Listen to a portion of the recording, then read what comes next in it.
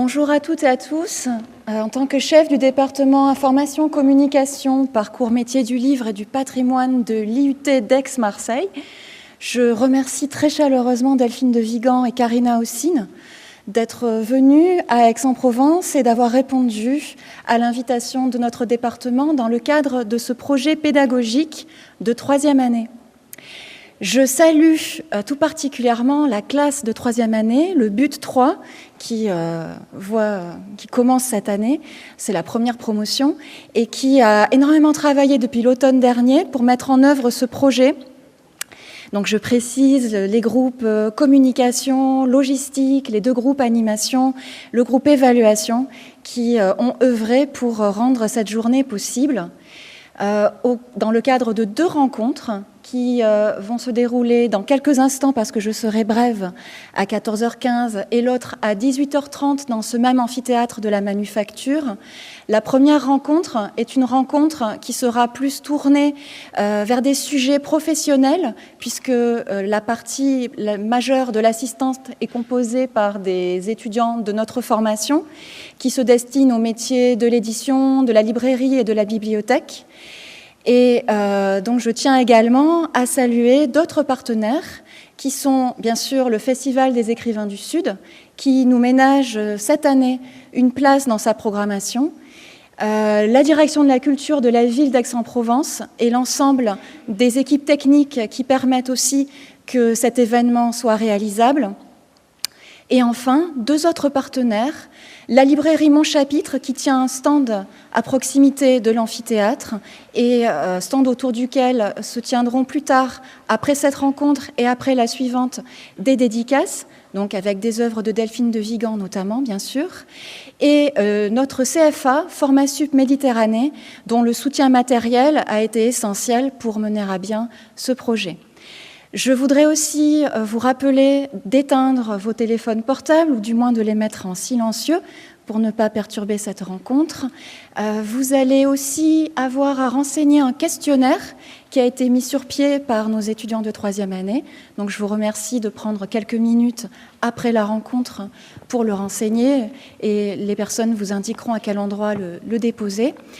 Et enfin, je vous remercie de votre attention et surtout de l'attention que vous allez accorder dans quelques instants à nos invités et à Jeanne et à Antonin qui vont échanger avec elles. Merci.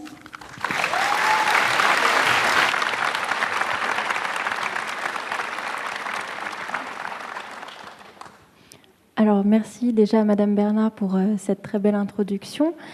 Merci à Delphine et Karina d'être venues cet après-midi.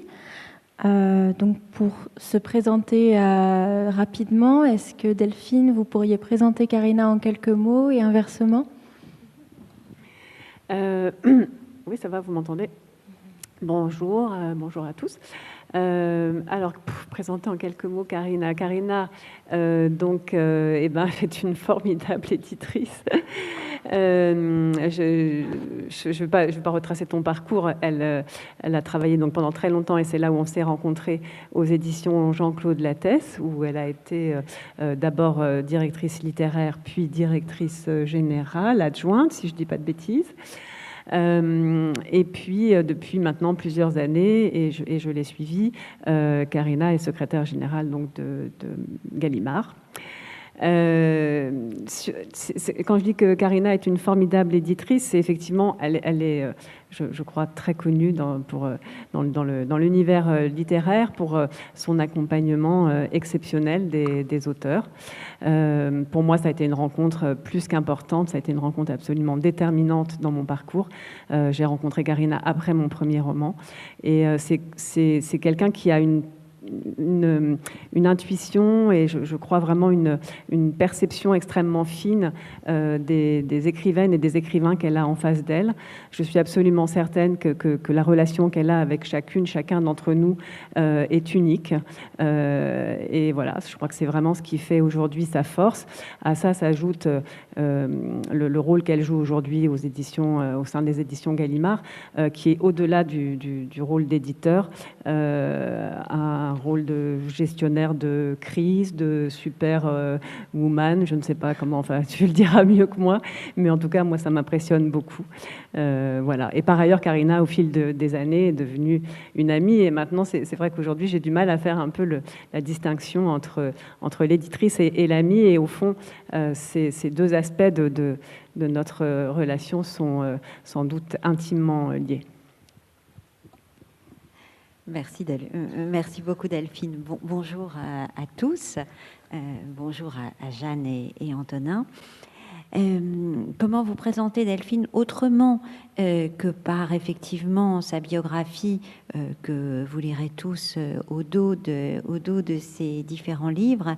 Delphine est sans doute, je dirais sans doute, la romancière fondatrice pour moi.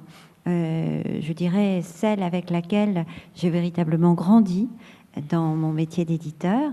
Elle est à la tête d'une œuvre maintenant tout à fait considérable, qui est traversée par, bien sûr, avant tout, je pense que c'est l'une de nos plus grandes romancières de l'intime, mais également celle qui, avant tous, sait percevoir absolument tous les mouvements, tous les faux mouvements de la société, avant tout le monde. De livre en livre, les choses se sont affermies. C'est sans doute l'une de celles qui, aujourd'hui, parmi les voix françaises, a sans doute une espèce de préscience des choses, de sens absolu du récit, et qui en même temps se remet absolument remet toujours l'ouvrage sur le métier. Ça ne l'intéresse jamais d'écrire le même livre. Elle est toujours là où on ne l'attend pas. Cette audace est vraiment tout à fait merveilleuse. Alors parmi aussi les traits de son œuvre qui se perçoivent à travers ses personnages, mais qui sont aussi partie absolument de sa personnalité.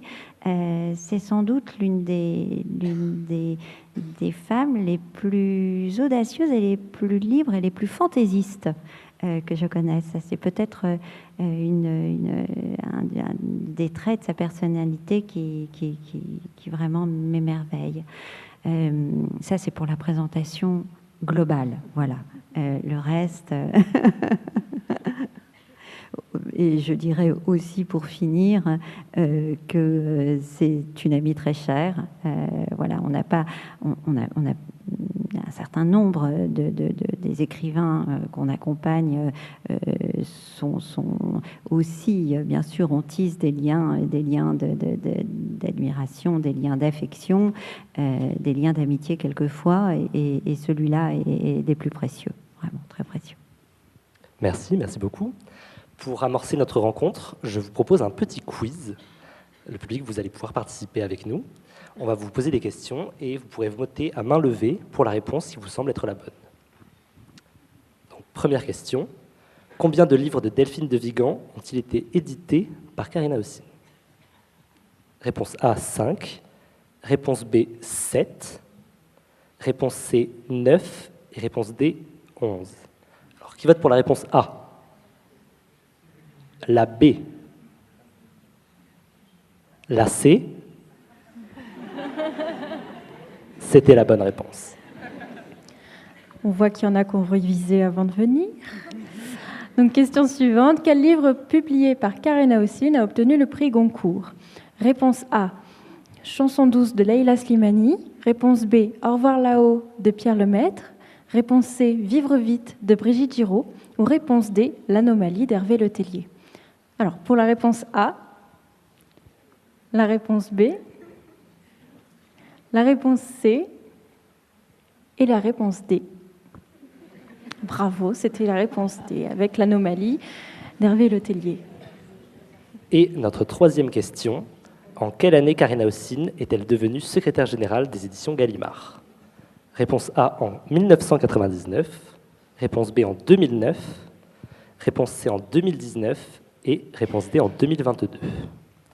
Pour la réponse A, la B, la C, vous avez encore gagné. Alors nous allons commencer par un premier thème à propos de votre lien à la littérature, toutes les deux. Est-ce que vous pouvez nous expliquer quel a été votre premier lien à la littérature? Alors pour Karina, on pense savoir qu'il s'est fait plutôt par votre père et vos tantes italiennes. Est-ce que vous pouvez nous en dire plus? Mais en plus d'être de formidables jeunes étudiants, vous êtes des Sherlock Holmes l'un et l'autre. Hein.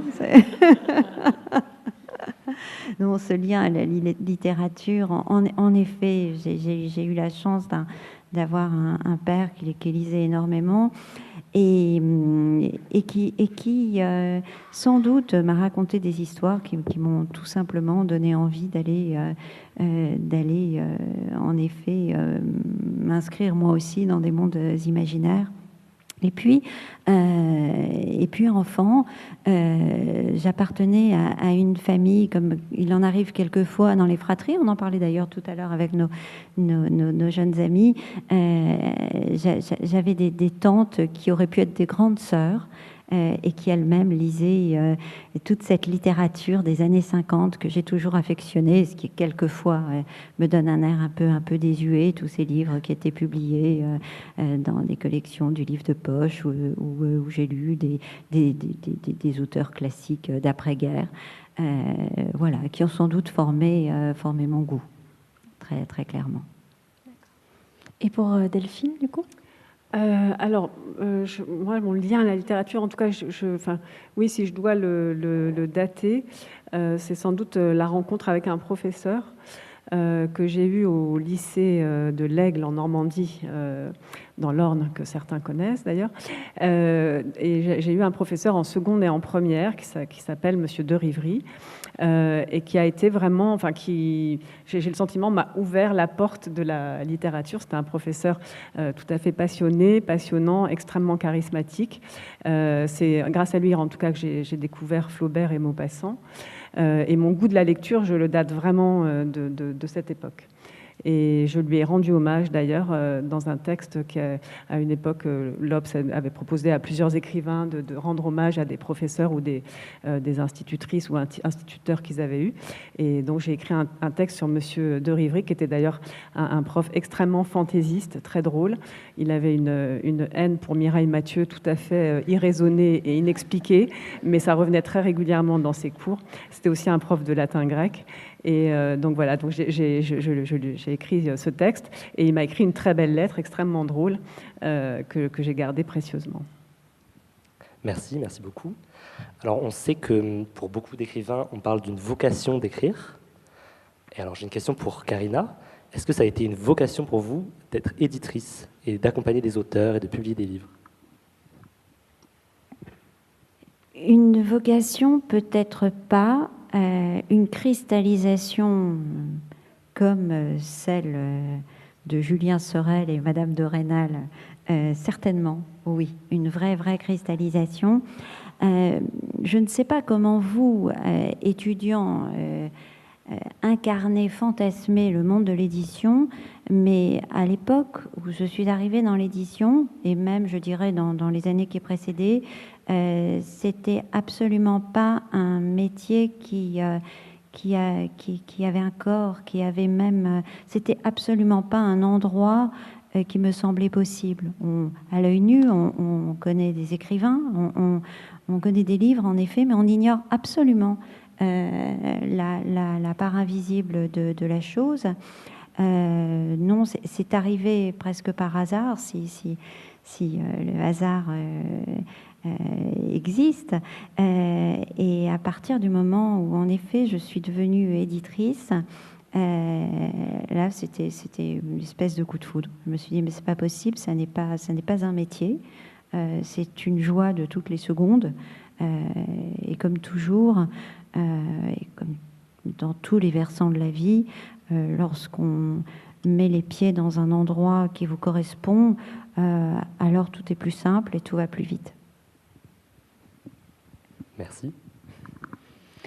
Alors Delphine, vous l'avez évoqué tout à l'heure, mais par rapport à votre rencontre, comment vous êtes rencontrées toutes les deux précisément?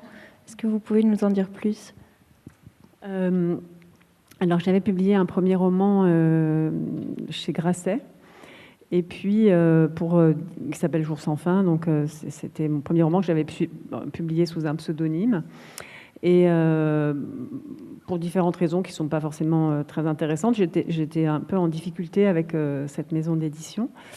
Et pour Jour sans fin, j'avais été invitée au festival du premier roman, le festival de Chambéry, qui reste, je crois, un festival important de premier roman. Et dans ce festival, j'avais rencontré un auteur qui s'appelle Jean-Paul Carminati. On était plusieurs. Voilà, pour moi, c'était vraiment mon entrée un peu dans mon premier pas dans le monde littéraire que je ne connaissais pas du tout parce que c'était absolument pas mon univers. Et donc, j'ai rencontré, je le raconte de manière un peu anecdotique, mais parce que c'est peut-être ça parfois les grandes rencontres. Quelques mois après ce festival, même plus, je pense même plutôt 2-3 ans peut-être après, je me rappelle plus. Bref, j'ai rencontré ce fameux Jean-Paul dans la rue, à qui on a échangé. Il me dit comment ça va. Je dis je sais plus trop où j'en suis. Je sais pas.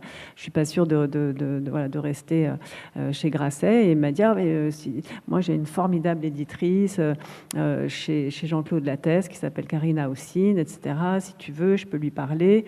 Je dis oui, pourquoi pas. Je connaissais pas du tout les éditions Jean-Claude Lattès. Et donc j'ai rencontré Karina comme ça, par l'intermédiaire de Jean-Paul. Et je suis arrivée dans son bureau. J'avais envoyé un texte, le texte qui est devenu Les Jolis Garçons, donc qui en réalité a été mon 3e texte publié. Et voilà. Et ça a été vraiment on se l'est souvent dit l'une et l'autre, une sorte de coup de foudre professionnel. C'est-à-dire que j'ai vraiment eu le sentiment que je rencontrais la personne qui pouvait comprendre ce que j'écrivais, ce que je cherchais en fait à faire. Et j'avais l'impression qu'il y avait une espèce d'évidence, d'immédiateté dans le dialogue qui s'est avérée tout de suite extrêmement précieuse. Et ça a été confirmé 1000 fois par la suite. J'avais l'impression qu'elle voyait non seulement ce que j'écrivais à ce moment-là, ce que j'étais capable peut-être d'écrire à ce moment-là, mais d'une certaine manière ce que j'avais envie d'écrire, ce vers quoi j'avais envie d'aller. Et peut-être, pour rebondir sur ce que Karina disait tout à l'heure, c'est-à-dire cette audace, je ne sais pas si c'est de l'audace, mais en tout cas cette envie de toujours me remettre en question, de ne jamais rester dans une forme de zone de confort, si tant est qu'elle existe d'ailleurs, mais en tout cas d'explorer. Voilà, j'avais vraiment envie d'explorer un certain nombre de choses à travers l'écriture, et je crois que Karina l'a senti. Oui, c'est en effet, Delphine, quand tu parles effectivement de Jean-Paul Carminati qui nous avait présenté l'une à l'autre, c'est vrai que souvent, je ne dis pas d'ailleurs que tous les romanciers ont cette générosité-là, parce que certains ont aussi envie de garder leur éditeur pour jalousement, mais très très souvent, c'est vrai que les manuscrits, peut-être que c'est un thème qui sera évoqué un peu plus tard. Certains manuscrits arrivent par la poste, bien sûr, mais très souvent, ils arrivent aussi par l'ambassade d'écrivains amis, car il y a quand même une forme de confrérie d'écrivains, et c'était donc ce lien s'était tissé à Chambéry, donc entre Jean-Paul et Delphine. Oui, l'autre versant de ce que dit Delphine reprendrait exactement ces mots. Ça a été absolument un coup de foudre. D'abord un coup de foudre pour son texte, avant même de l'avoir, puisque l'idée est quand même toujours d'essayer de faire en sorte que la femme ou l'homme ne cache pas l'œuvre quand même. Donc on essaie toujours en général de lire avant de rencontrer les écrivains qui vous soumettent des textes, de manière à ne pas être influencé et à ne pas être faussement influencé, même si ça peut compter. Lorsque j'ai lu Delphine, j'ai eu le sentiment d'un talent absolu et d'un talent présent et d'un talent en devenir. C'était vraiment tout ça qui m'a vraiment donné envie de la rencontrer et ensuite, la suite a été, je dirais, au-delà de tout ce qui s'est joué d'ailleurs à ce moment-là. Mais enfin, ça a été, oui, une espèce de coup de foudre vraiment très, très, très fort, quoi. Alors, pour revenir un petit peu sur votre parcours, Karina, comment vous représenteriez-vous votre parcours d'éditrice avec le recul que vous avez aujourd'hui ?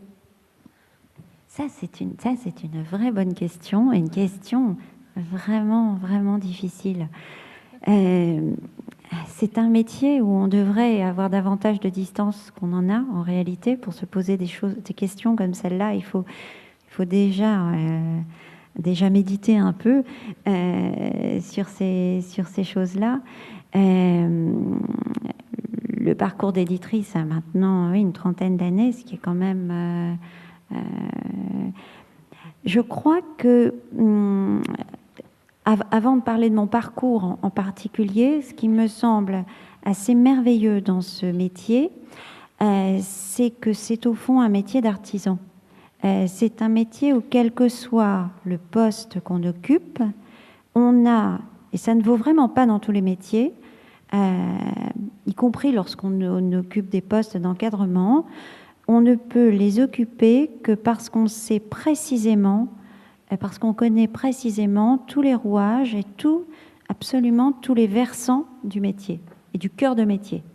Donc ça, c'est une chose qui, au moins, je ne dis pas qu'on n'est pas traversé de doute. Je crois que le métier est vraiment édité, c'est douter toujours, mais on se pose sans doute moins de questions de légitimité que dans d'autres métiers où on peut arriver quelquefois un peu parachuté parce qu'on a fait des études très brillantes ou qu'on se retrouve quelquefois de poste de direction en poste de direction dans des métiers qui n'ont pas grand-chose à voir avec... voilà.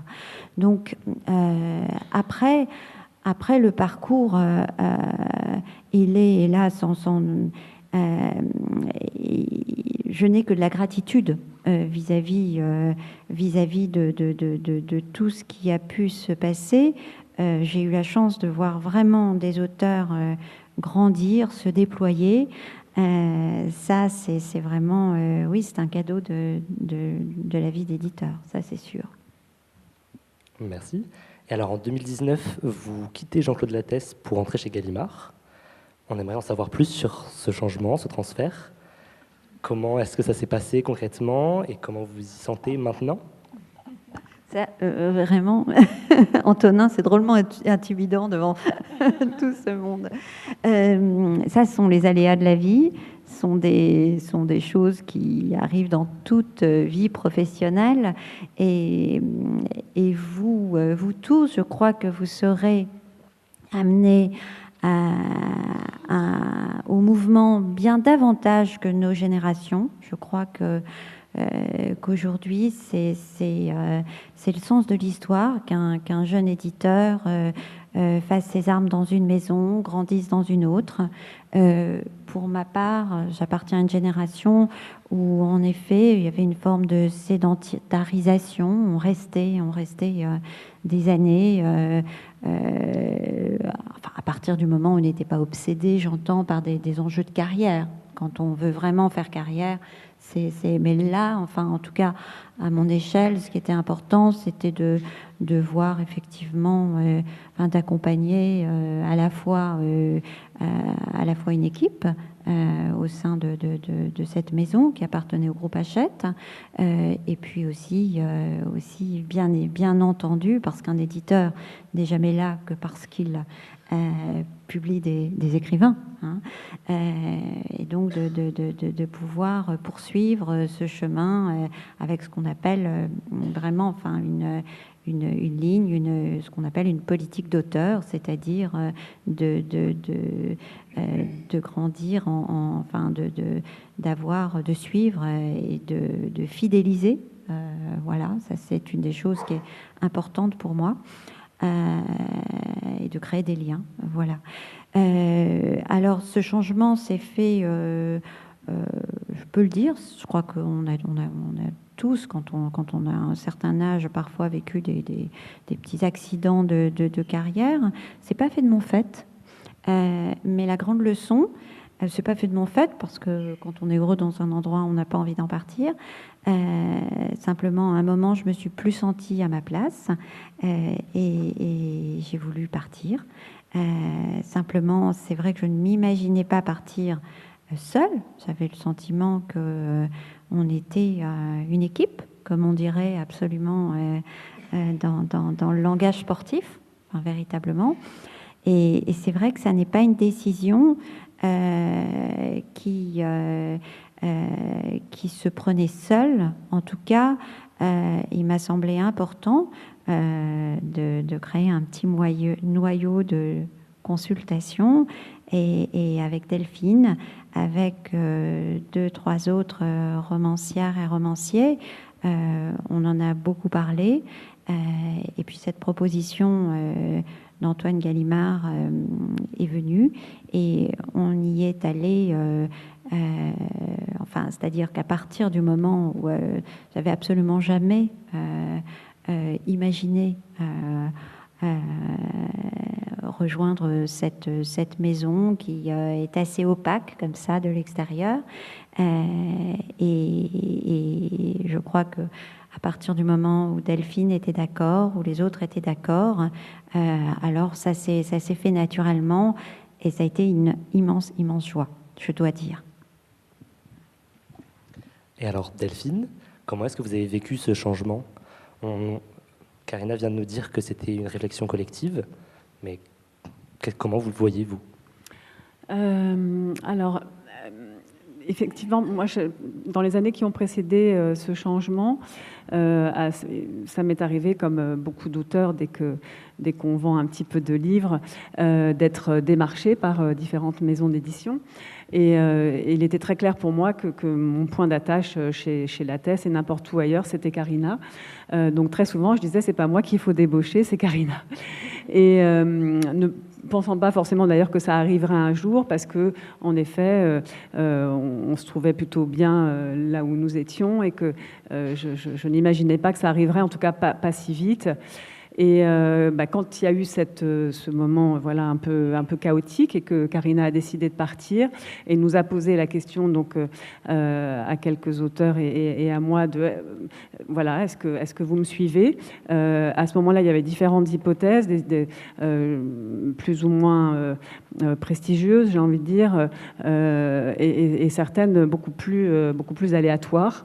Je me disais, on va errer comme ça dans le Paris littéraire avec notre petite valise, on ne sait pas où on va. Mais bon, j'avais quand même promis fidélité, et de toute façon, pour moi, il n'y avait absolument aucun doute quant au fait que j'allais la suivre. Mais c'était une période quand même un petit peu de doute, et un peu inquiétante malgré tout. Enfin, voilà, toute proportion gardée, hein, il y a des choses plus inquiétantes dans la vie, mais bon, c'était quand même une incertitude. Après, sur le changement, si je réponds honnêtement, il n'a pas été simple pour moi. Lattès était une maison que j'aimais beaucoup, qui était extrêmement, qui n'est plus du tout ce qu'elle a été aujourd'hui, mais en tout cas dans laquelle j'avais vraiment grandi.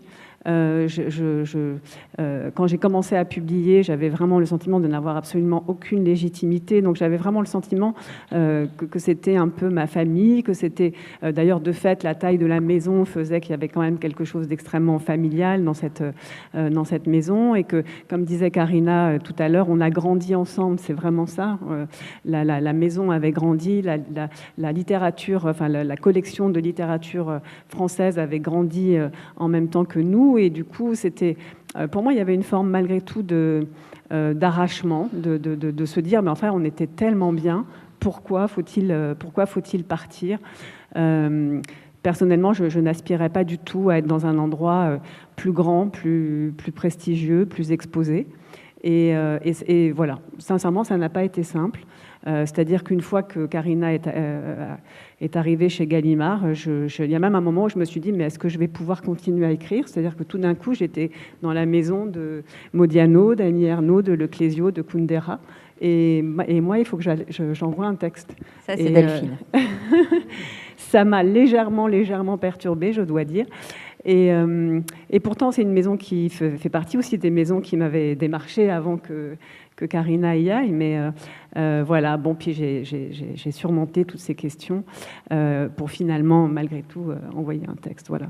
Et maintenant, c'est une autre aventure. C'est évidemment... voilà, il y a quelque chose aussi d'extrêmement positif, incroyable, formidable à faire partie des auteurs de cette maison. Mais voilà, c'est un changement qui n'a pas été forcément très simple. Merci. Alors, on aimerait vous poser, Karina, une question qui nous taraude, en tout cas qui me taraude. Qu'est-ce que ça veut dire être secrétaire général des éditions Gallimard, concrètement? C'est un métier à géométrie variable. J'ai envie de vous dire, ça dépend. ça dépend des semaines, ça dépend des jours. En l'occurrence, je peux quand même vous dire que plus précisément, ça consiste à animer, aux côtés d'Antoine Gallimard, l'équipe éditoriale. C'est-à-dire la maison a un certain nombre d'éditeurs. C'est une maison de littérature générale. Vous savez, enfin tous, en tout cas vous tous qui étudiez, la différence entre les maisons plus scientifiques ou les maisons de littérature générale. Gallimard publie à la fois des romans, de la poésie, des sciences humaines, et puis bien sûr des beaux livres, des guides de voyage.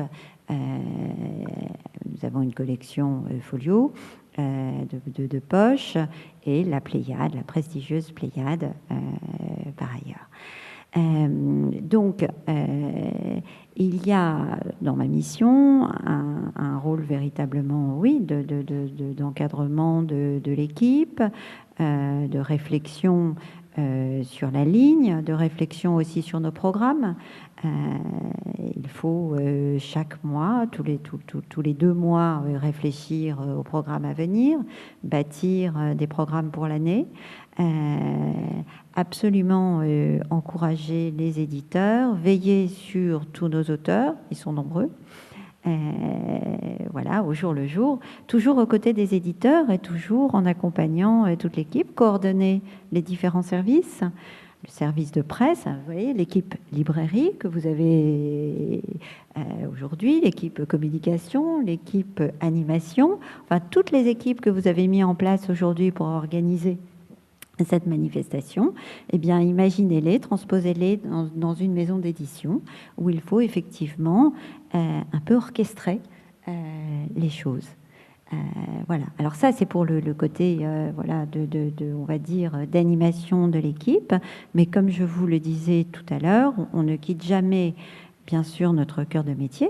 Donc, bien sûr, c'est plus que jamais continuer à lire des livres, accompagner quelques auteurs, sans doute beaucoup moins qu'avant, je le reconnais. Mais des auteurs comme Delphine, bien sûr, et quelques autres, et puis lire les autres, beaucoup, enfin lire toute la production de la maison, toujours. Voilà.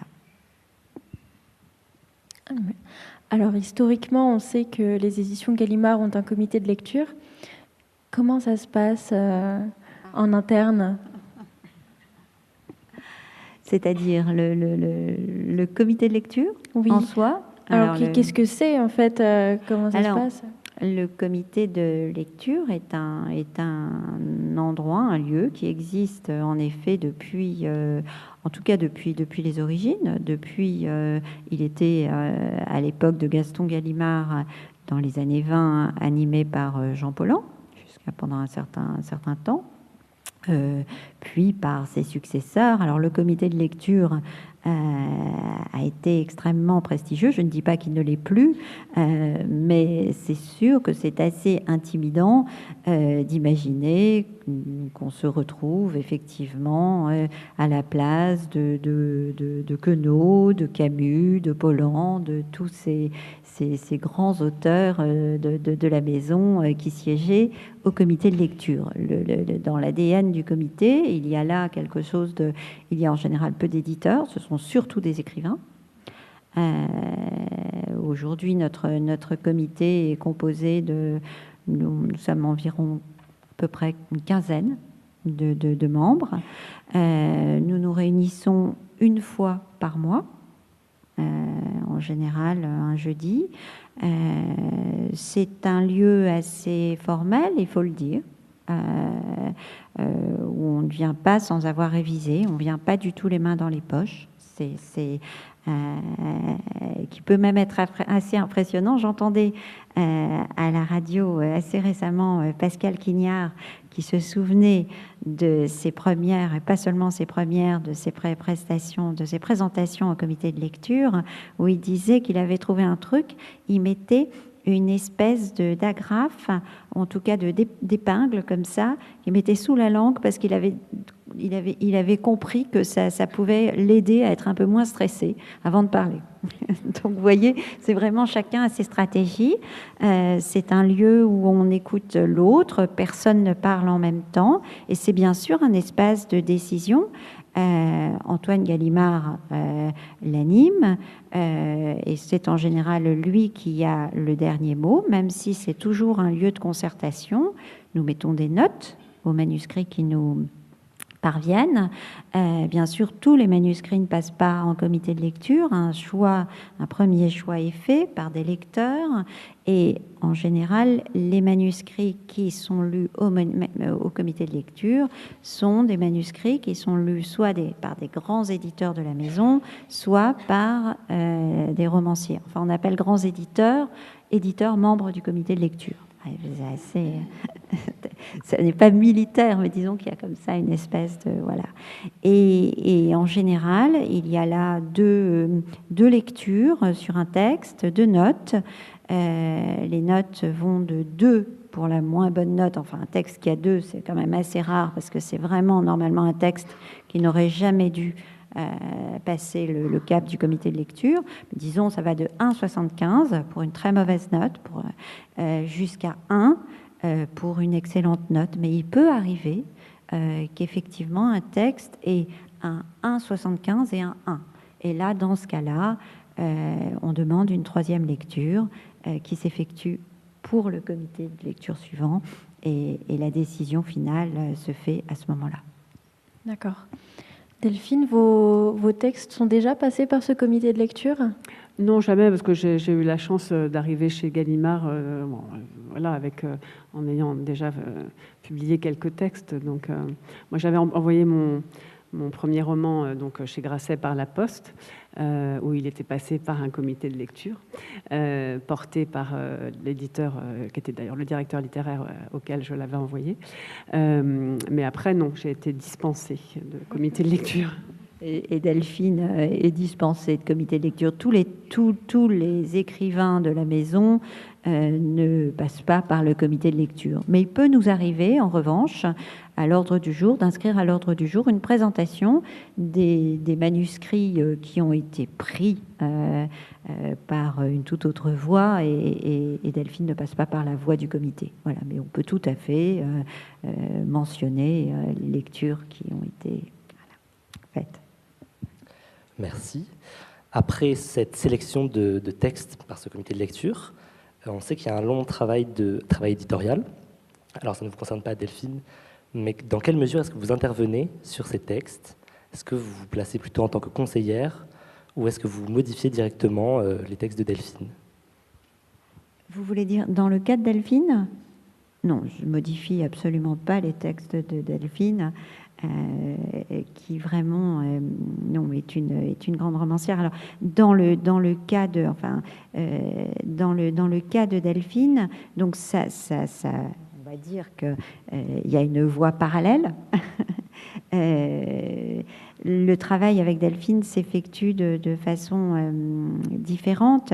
En général, elle me parle de son idée, elle m'en donne à lire une 50aine de feuillets, et puis à partir de là, elle poursuit son travail, et je ne vois plus rien en général jusqu'à la fin.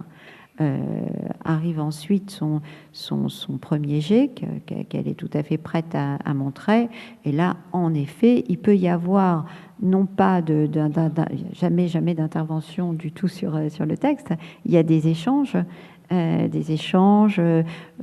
quelquefois peut-être des conseils ou des pistes sur un personnage qui est particulièrement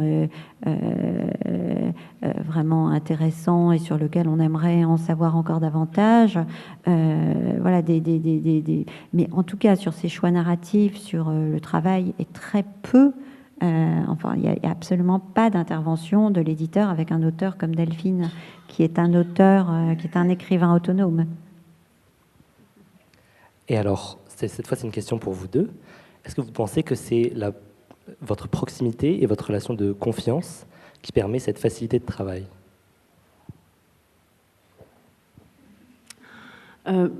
Aujourd'hui, oui, mais sans doute...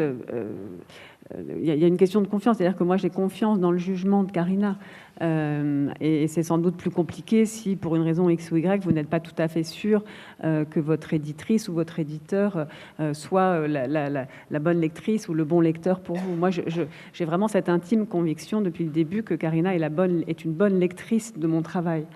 Encore une fois, qu'elle comprend ce que je cherche à faire. Donc si le texte n'est pas complètement là, j'ai confiance dans le fait que les directions qu'elle va me donner, qu'elle va m'ouvrir sont les bonnes. Donc c'est important malgré tout d'avoir cette confiance. Elle s'est faite aussi au fil du temps, elle s'est faite au fil de discussions. Il y a eu des textes sur lesquels finalement le regard de Karina n'a pas vraiment eu une incidence sur le texte, et puis j'ai malgré tout des textes, même si elle ne rentre jamais dans le détail comme elle vient de le dire, où malgré tout son regard a joué un rôle très important. Ça peut être effectivement de développer un personnage, comme tu viens de le dire, ou pour vous donner des exemples peut-être plus concrets pour les étudiants qui sont dans la salle, j'ai un texte que j'ai entièrement réécrit, malgré tout, donc ça m'est arrivé une fois et j'espère plus jamais. C'est Nous et moi, donc c'est un texte dont j'avais écrit une première version. En plus, c'était une époque où c'était un peu où je travaillais encore en entreprise, donc où l'écriture pour moi était un petit peu arrachée à la vie quotidienne. Et j'ai rendu ce texte avec le sentiment malgré tout d'être allé au bout de quelque chose. Et en résumé, Karina m'a dit: c'est formidable, ça va être formidable, mais tu as fait la moitié du travail. Et donc, et puis, voilà, m'ouvrant quelques pistes, mais qui étaient finalement assez floues d'une certaine manière. C'était ce sentiment d'inachevé, ce sentiment d'inaccomplissement, le sentiment que je n'étais pas allée au bout de ce que je devais faire. Je me rappelle de cette phrase que tu m'avais dit, mais j'ai l'impression que tu n'es pas, que tu n'es pas allé au bout, que tu n'as pas... bien sûr, je pourrais le publier comme ça, mais je sais que tu n'es pas allé au bout de cette histoire, de ces personnages, etc. Je suis repartie très fâchée et sanglotante et furieuse. Et puis, ça, c'était un vendredi soir. Et le dimanche, tout d'un coup, j'ai une espèce d'illumination. Je me suis dit, elle a raison. Et donc, le lundi, j'ai appelé. Je lui ai dit, OK, écoute, à bientôt. Et je pense que 8 mois ou 9 mois après, je suis revenue avec le texte que j'avais entièrement réécrit. Bon, ça a été, et j'ai compris en fait que je m'étais trompée de personnage et que au fond, le personnage le plus important du texte n'était pas celui que je croyais. Et je m'étais empêchée d'une certaine manière de développer le personnage de la narratrice qui était un peu comme, qui apparaissait seulement comme un vecteur entre le lecteur et l'histoire racontée, alors qu'en fait c'était elle, sans doute, le personnage principal. Donc quand j'ai compris ça, j'ai entièrement réécrit.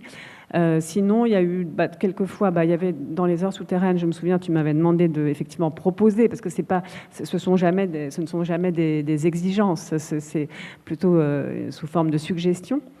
Tu m'avais proposé de développer un des personnages. D'après une histoire vraie, Karina m'avait dit, me donnant, je dois dire, tout de suite son feu vert sur le texte, mais il y a des longueurs, surtout dans la première partie, tu pourrais couper, ce qui parfois est assez difficile, parce que quand on a passé parfois des journées entières sur certaines pages, vous avez un peu l'impression de vous arracher un bras quand il faut les supprimer. Et en même temps, en relisant avec cet éclairage-là, c'est-à-dire je me suis dit, bon, c'est long, qu'est-ce qui est long ? Oui, il y avait des choses qui tombaient d'une certaine manière d'elles-mêmes. Et je suis convaincue aujourd'hui que le texte avait besoin d'être allégé à certains endroits. Voilà, donc ça peut être, ce sont plutôt des directions et qui, en tout cas, pour ma part, me sont très précieux. Je trouve que c'est précieux d'avoir un regard extérieur. Je dirais que ça nous arrivait assez rarement de ne pas être d'accord ou que je résiste vraiment sur quelque chose. Ça m'est arrivé peut-être une fois ou deux, notamment sur les titres. Ce que j'allais dire. Sur les titres, j'ai le souvenir d'engueulades mémorables sur les titres, vraiment. et je reconnais que Delphine avait raison, vraiment. Mais on a effectivement croisé le fer une fois ou deux sur des histoires de titres. Là aussi, ça fait partie du métier. J'ai envie vraiment de dire que tu m'as vraiment appris, d'ailleurs, à lâcher l'affaire sur cette histoire de titre. C'est-à-dire qu'aujourd'hui, lorsqu'un jeune romancier vient me voir, et c'est encore arrivé la semaine dernière, je pense à toi, en me disant, voilà, le titre, c'est ça, et je trouve le titre affreux. Je dis, c'est pas possible. Alors je dis, mais c'est affreux. Et le romancier me dit, ben oui, c'est affreux, mais je l'aime comme ça. Je l'aime justement parce qu'il est affreux. Et alors, je pense vraiment, là, il ne s'agissait pas d'un titre affreux, en l'occurrence, la fois où... mais tu avais raison. C'était sur les heures souterraines. En fait, j'avais écrit le premier jet avec un titre de travail qui était fragile au pluriel. Et quand j'ai eu terminé le texte, on s'est rendu compte que le titre avait déjà été utilisé par Philippe Delerme, hein, c'est ça ? Je crois que c'était par Philippe Delerme. Et donc, il avait dit oui, c'était juste que on s'était rendu compte, on avait demandé l'autorisation. Et il avait dit oui, mais il ressortait une version du bouquin avec ça, illustrée par sa femme. Donc ça pouvait faire confusion en librairie. Donc on s'était dit, non, c'est pas une bonne idée. Alors on a fait des listes et des listes et des listes de titres, chacune de notre côté, ne tombant pas d'accord. Et moi, assez vite, ce titre, Les heures souterraines, m'était venu et il me semblait que ça correspondait, mais d'ailleurs miraculeusement au livre, beaucoup plus d'ailleurs que le titre initial. À la fois la dimension symbolique, métaphorique du titre et puis sa dimension concrète, puisque tout ça se passait pas mal dans les souterrains et dans l'obscurité du monde de l'entreprise.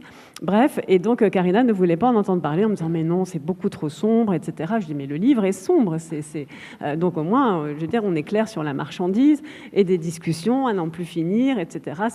On n'avançait pas et puis à un moment donné, il a bien fallu imprimer le livre.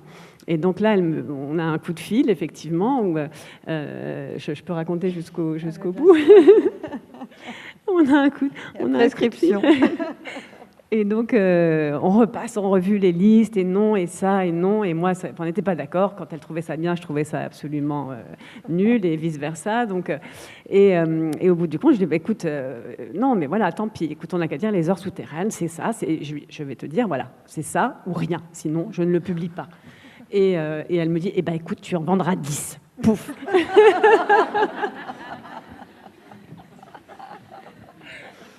Et bon, finalement, ça a un petit peu mieux marché. Bien sûr. Alors, puisque de la même manière, pour vous dire, comme j'étais effectivement une forme de prophète, Delphine, effectivement, c'est Delphine de la même manière, au moment où elle commençait à réfléchir à Rien ne s'oppose, elle était pleine de doutes, comme toujours. me dit, mais quand même, un livre sur ma mère, ça n'intéressera personne, on en vendra 10. Voilà.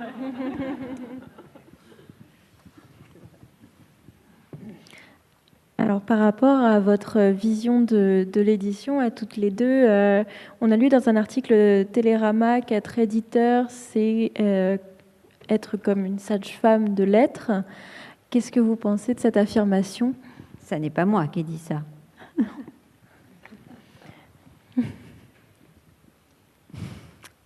Comment dire ? Je crois vraiment que il ne faut pas trop estimer le travail de l'éditeur, encore une fois. Et c'est pas du tout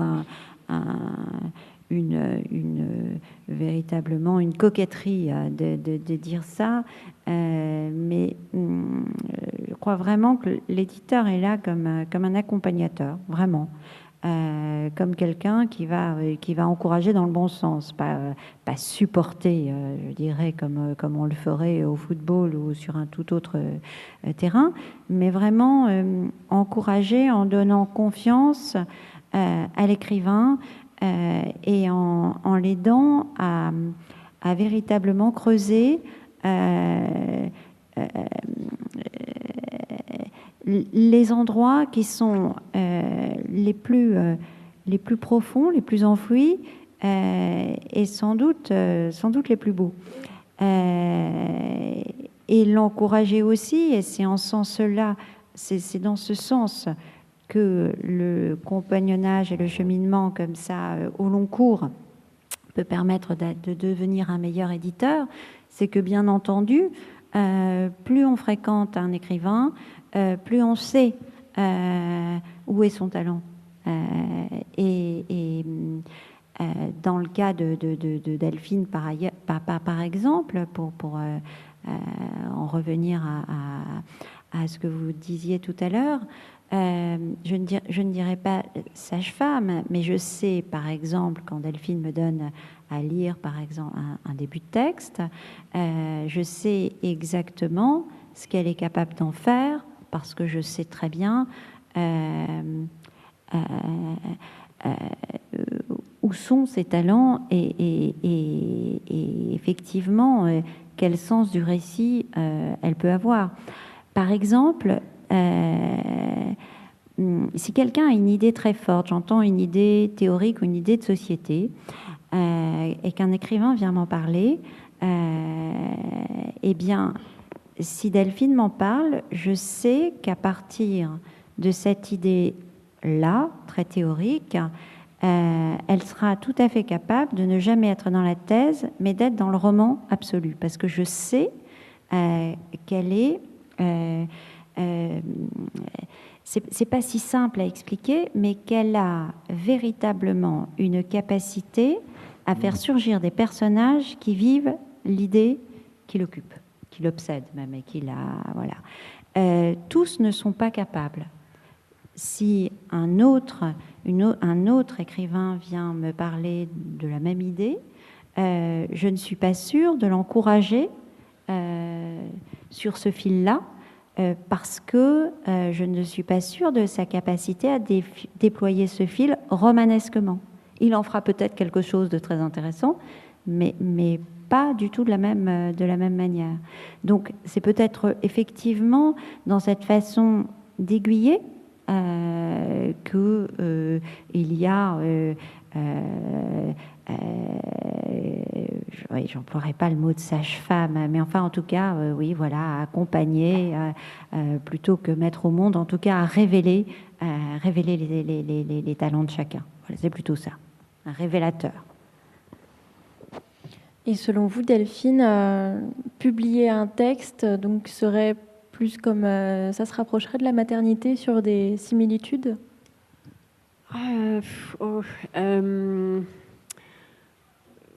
C'est pas complètement absurde, mais évidemment, enfin, oui, par exemple, ça m'est arrivé de répondre quand on me dit quel est le roman de vous que vous avez écrit, que vous préférez. Et ça m'est arrivé de répondre, bah, c'est comme si vous me demandiez de choisir parmi mes enfants. Mais évidemment que c'est toute proportion gardée, ça n'a rien à voir dans l'absolu. Mais il y a quand même quelque chose de...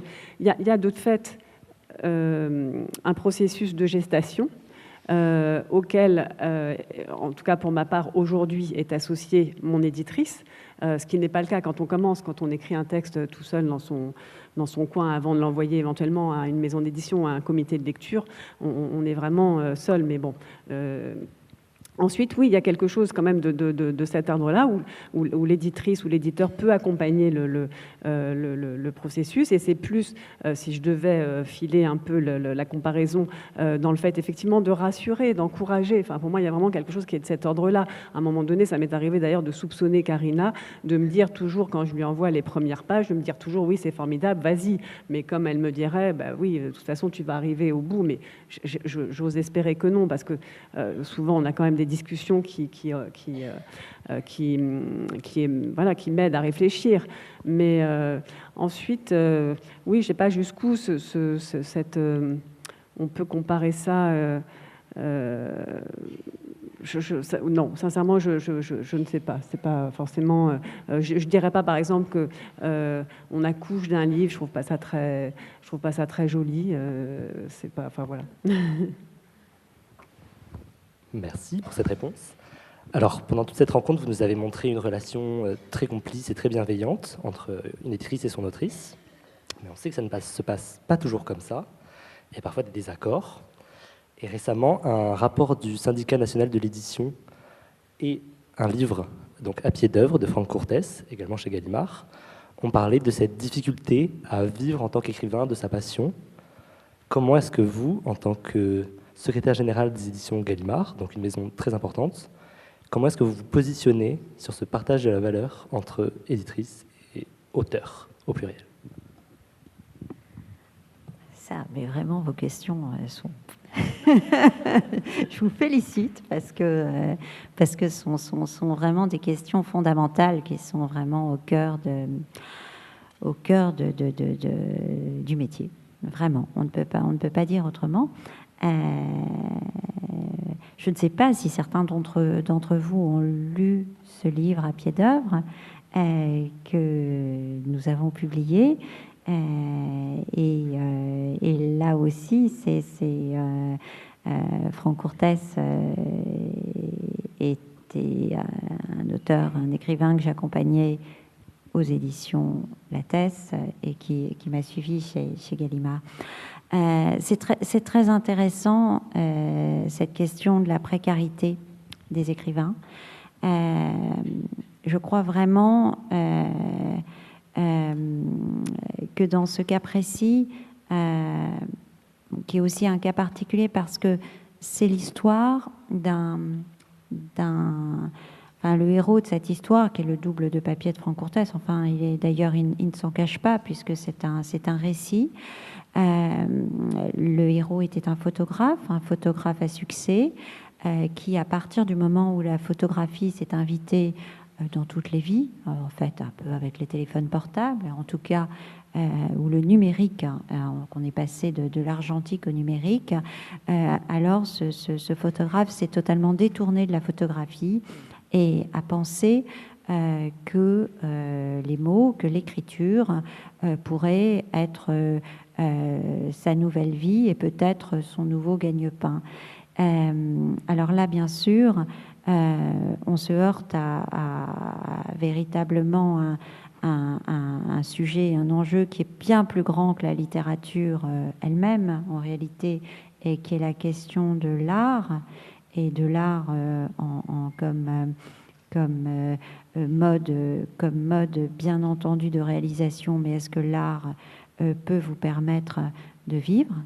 Pas toujours, et la littérature certainement pas. Ça, c'est vraiment une chose qu'un romancier doit avoir chevillé au corps, qu'un poète doit avoir en tête.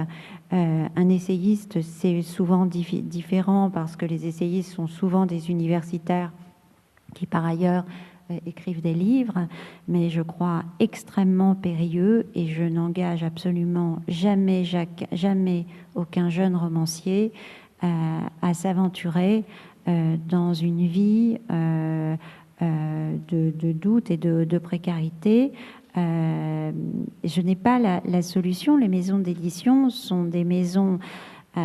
Gaston Gallimard disait que l'édition, c'était absolument le lieu, un lieu où s'affronter, enfin, le commerce et l'esprit.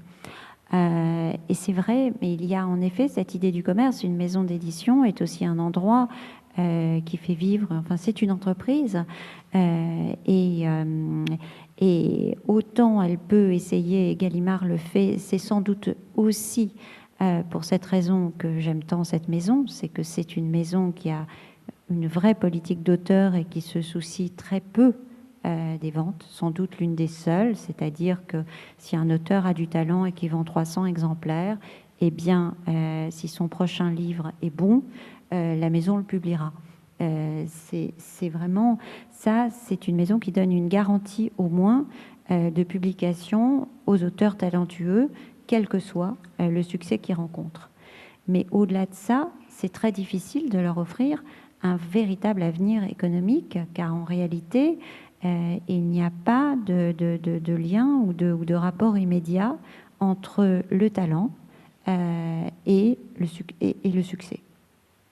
Voilà. Donc c'est très dur c'est très dur. J'ai lu les rapports successifs et ce sont des sujets qui nous occupent beaucoup.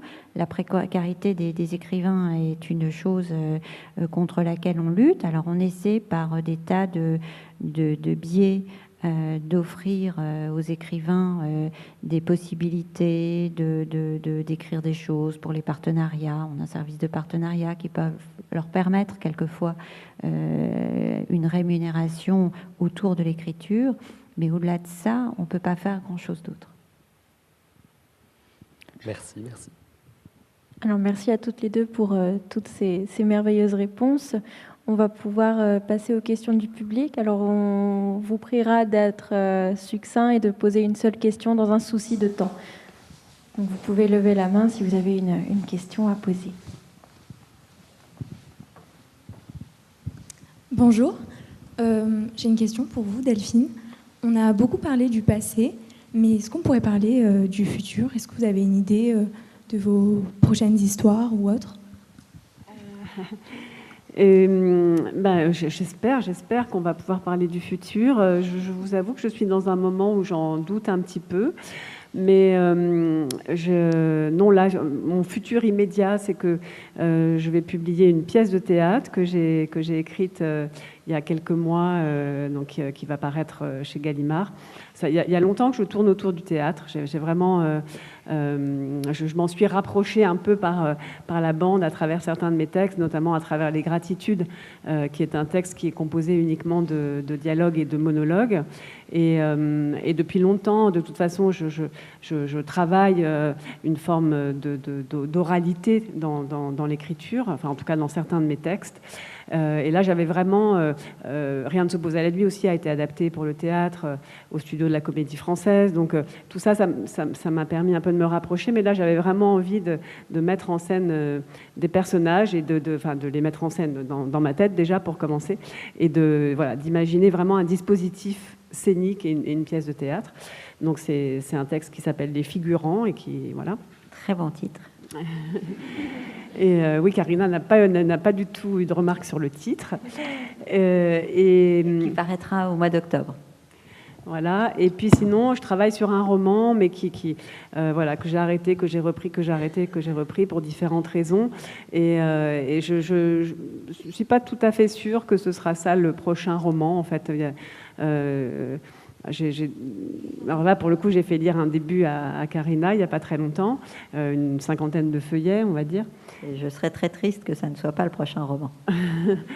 Et voilà. Et puis j'ai des livres à venir. C'est-à-dire que quand je suis en période optimiste, que j'imagine un peu l'avenir, il y a 2-3 textes que j'ai vraiment envie d'écrire. Pour certains, j'attends parce que je sais que c'est pas tout à fait le bon moment, mais j'ai 2-3 idées comme ça qui trottent et je serais assez triste malgré tout de ne pas avoir le temps de les écrire ou de me détourner à un moment donné de l'écriture pour une autre raison et de ne pas le faire.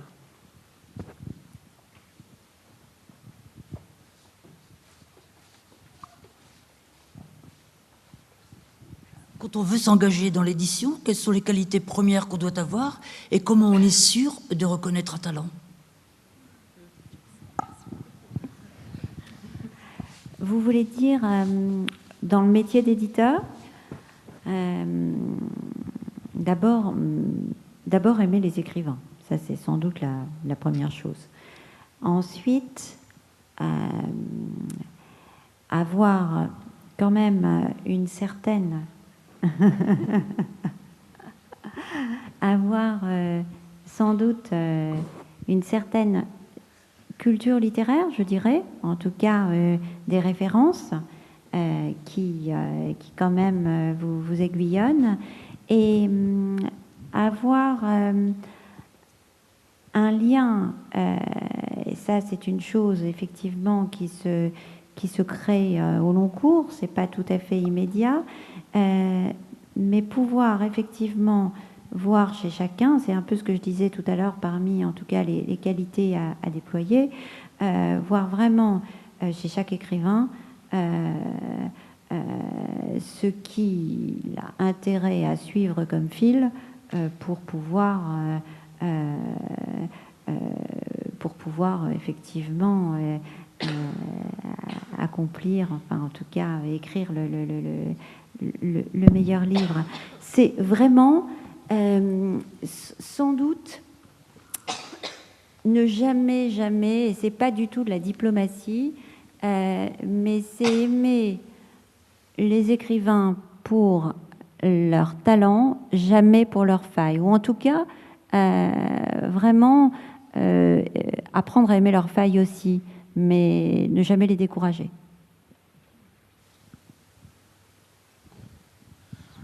Bonjour, voilà, je suis. Voilà, tout d'abord, Madame Houssine, j'ai été très sensible à votre propos quand vous avez indiqué que nous accueillons dans la maison Gallimard le talent, même s'il est prévu 200 éditions, et peu au regard de la difficulté économique. Il n'est pas la garantie de la réussite économique. C'est une bonne chose. Je suis très sensible à cette phrase. Ma question est la suivante. C'est le dernier jet d'une écriture. Là, je pars dans le processus d'écriture. Que se passe-t-il? Qui intervient dans la relecture, dans la correction? Vous-même, l'autrice, Madame de Vigan, ou accompagnée par l'éditeur, l'éditrice? Voilà. Juste avant le banc à tirer, quoi. Juste avant le banc à tirer, oui. Alors, jusqu'à ce qu'en tout cas pour ma part, jusqu'à ce que je sois publié par Gallimard, c'était moi. Enfin voilà, je relisais moi-même le dernier jet. Ensuite, il y avait une correctrice qui intervenait sur le texte, mais là vraiment pour voir les coquilles, les éventuelles erreurs grammaticales ou syntaxiques ou je ne sais pas qui peuvent subsister. Mais chez Gallimard, il y a une étape intermédiaire en fait entre le dernier jet de l'auteur et la correction à proprement parler. Étape qui est très précieuse, qui est une relecture plus aussi dans le fond, c'est-à-dire effectivement le relecteur, comment on appelle ça? Ça s'appelle une préparatrice ou voilà. Un préparateur. Le préparateur ou la préparatrice, c'est formidable. Moi, j'ai découvert ça la dernière fois, j'ai trouvé ça super. Vous fait d'éventuelles remarques, vous signale par exemple une répétition que vous n'avez pas vue vous-même, etc. Donc évidemment, c'est très précieux. Mais parfois aussi, quand on écrit, à un moment donné, on a vraiment le nez dans le guidon, comme on dit, et donc il y a des choses qu'on ne voit plus. Et je vais vous citer un exemple qui sera peut-être plus concret. Dans mon dernier roman, au cours de l'écriture, j'ai plusieurs fois changé l'âge de mes personnages. Il y avait 2 enfants, alors au début, ils avaient 7 et 9 ans, et puis après, je me suis dit non, ce serait mieux s'ils avaient 6 et 8 ans, et puis finalement, non, ce serait mieux s'ils avaient 8 et 10 ans, bref. Et dans le fil du texte, comme je fais référence à plusieurs reprises à leur âge à différentes époques, à un moment donné, je m'étais un petit peu beaucoup emmêlé les crayons. Donc, par exemple, hein, c'est un exemple parmi d'autres, le préparateur me dit, mais là, ça n'est pas possible qu'elle ait 7 ans à cette époque-là, puisqu'elle a 9 ans à cette époque-là, etc. Donc, c'est vraiment une relecture dans le fond très minutieuse. Oui, tout à fait. Et auquel relecture et touche finale à laquelle vous participez, Madame Houssine? Oui, alors ce service de préparation est vraiment fait partie de ce qu'on appelle la fabrication. C'est-à-dire qu'à un moment, l'éditeur effectue, quand l'éditeur considère que le texte est prêt et qu'il est mûr pour passer entre les mains du préparateur, le texte part en fabrication. Et là, il se passe en effet 4 mois, à peu près, 3 mois et demi, 4 mois. Les délais sont assez longs entre le moment de la mise en fabrication et la publication du livre. 4 mois durant lesquels, en effet, d'abord, la préparatrice ou le préparateur va se retrouver avec l'auteur. Et là, l'éditeur n'est plus de la partie. Mais c'est vraiment spécifique à Gallimard. C'est vraiment, ça fait un siècle que les choses se passent de cette façon-là. Et ensuite, ça va partir en composition. C'est là que le texte manuscrit va devenir des épreuves. Donc ça va être composé. Vous, étudiants, vous savez très bien, vous connaissez toutes les différentes étapes de la fabrication d'un livre. Et puis, ces premières épreuves vont être relues par un correcteur qui va ensuite soumettre ces corrections à l'auteur. Là, ce sont des corrections typographiques, enfin des choses extrêmement précises. L'auteur relit, valide ou pas, ça repart.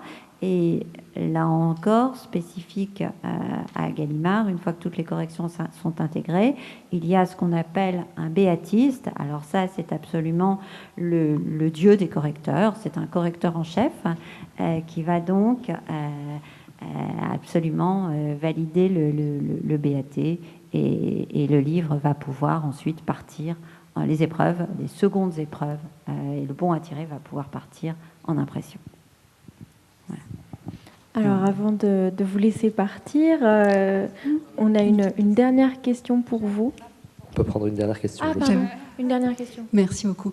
Bonjour, donc moi c'est une question pour Delphine de Vigan. Vous disiez tout à l'heure que vous travailliez en même temps que vous écriviez votre premier ou peut-être vos premiers romans.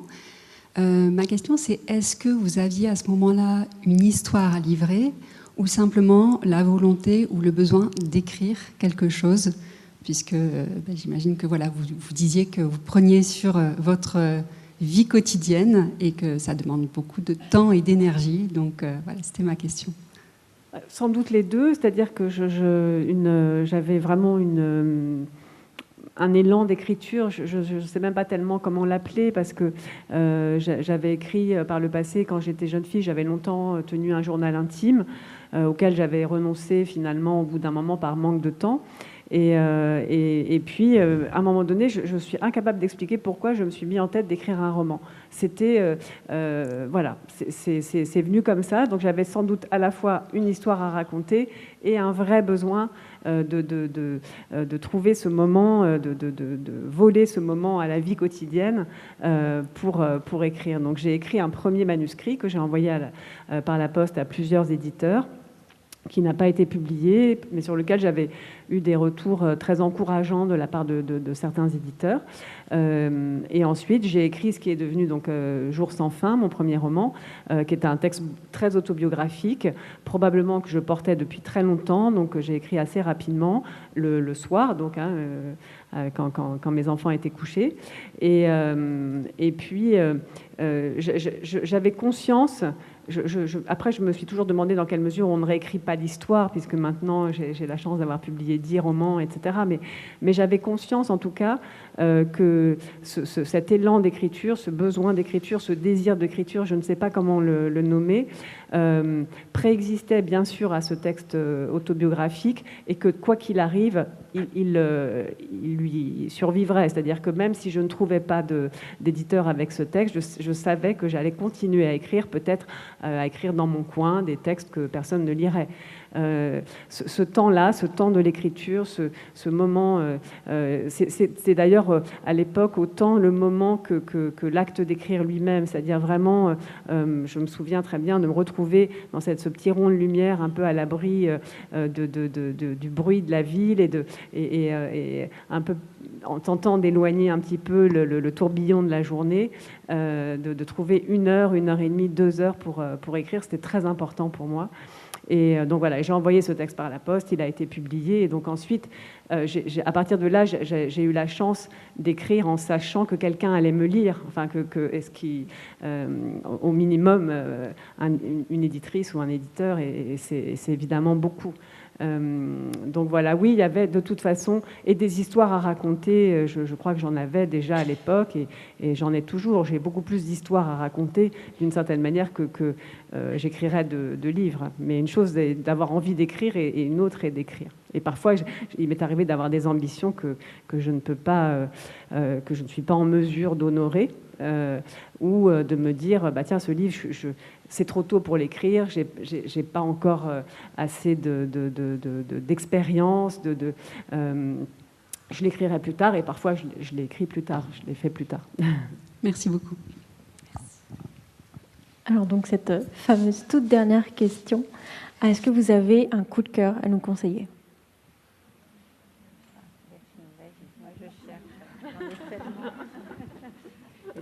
Et là, c'est très compliqué. Vous voulez dire dans les publications récentes ?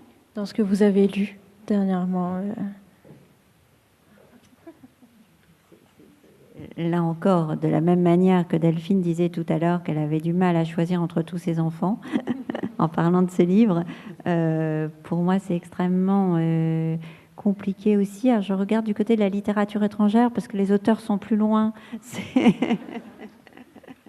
très souvent, non, je peux peut-être à l'automne dernier, j'ai eu un vrai coup de cœur pour un livre d'une romancière de la maison qui s'appelle Dominique Barbéris. Le livre s'appelle Une façon d'aimer. Sans doute fait-il référence, parce qu'on parlait tout à l'heure justement des constructions esthétiques à ces romancières des années 50 que j'affectionne tant. Une façon d'aimer raconte l'histoire d'une jeune bretonne d'une vingtaine d'années, un peu gauche, extrêmement timide, qui vit un peu dans l'illusion de l'amour, mais assez vite rend les armes et va épouser une forme de mariage de raison, un type un peu plus âgé qu'elle, qui travaille en Afrique, et qu'elle va suivre au Cameroun.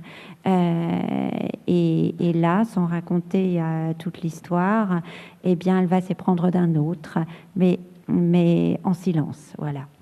Et c'est je ne sais pas si certains d'entre vous ont lu Dominique Barbéris, c'est une romancière dont certains disent qu'elle a quelque chose de Modiano. Ça n'est pas faux, car c'est absolument, en effet, dans la délicatesse, dans cette manière de saisir l'insaisissable, quelque chose en effet très, très modianesque. Très gracieux aussi, très, très durassien, mais enfin surtout elle se ressemble elle-même, et c'est quelqu'un qui a jusqu'à l'année dernière mené une carrière à la fois très reconnue mais très discrète, et qui a pris son envol. Donc voilà, c'est vraiment un livre que je peux vous conseiller, Une façon d'aimer, de Dominique Barbéris. Alors moi, peut-être le dernier vraiment choc important que j'ai eu de lecture, mais c'est pas très original parce que j'ai pas été la seule, c'est Triste Tigre de Neige Sino. Voilà, qui est vraiment.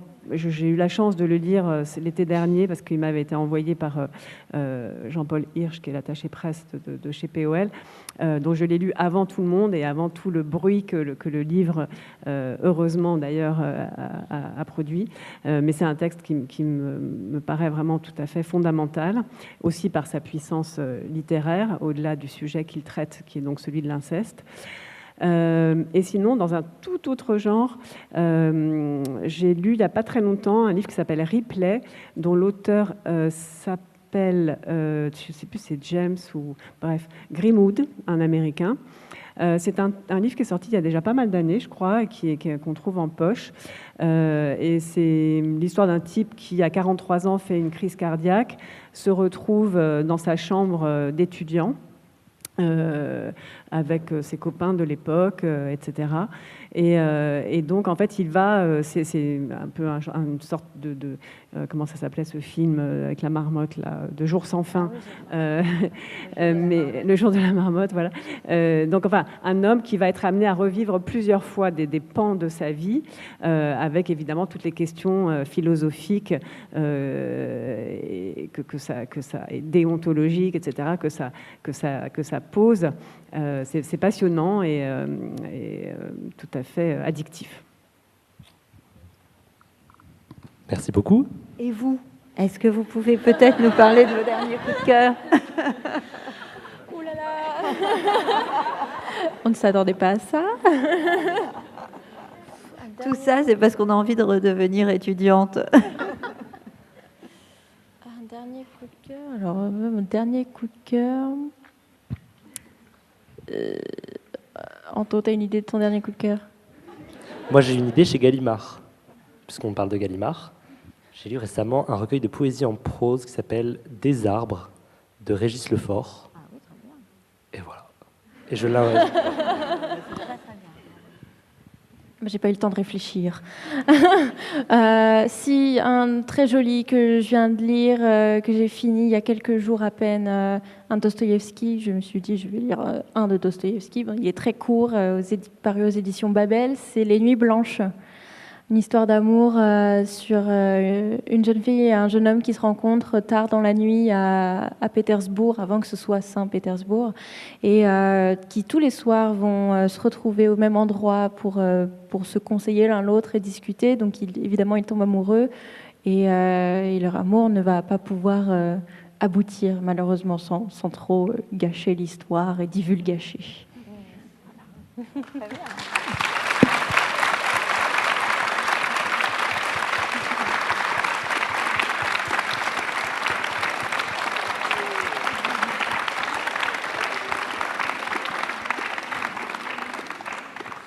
On remercie encore Delphine de Vigan et Karina Houssine qui étaient avec nous pour cette première rencontre. Pour rappel, il y aura la deuxième rencontre ce soir également avec des étudiantes de l'IUT. Donc